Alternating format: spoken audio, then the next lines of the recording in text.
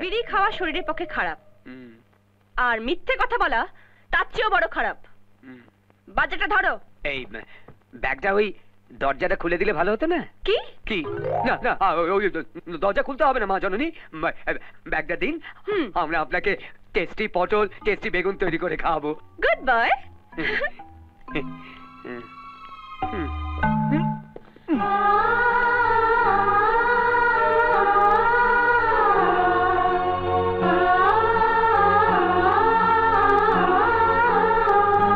কি এখন কি রান্না করছো?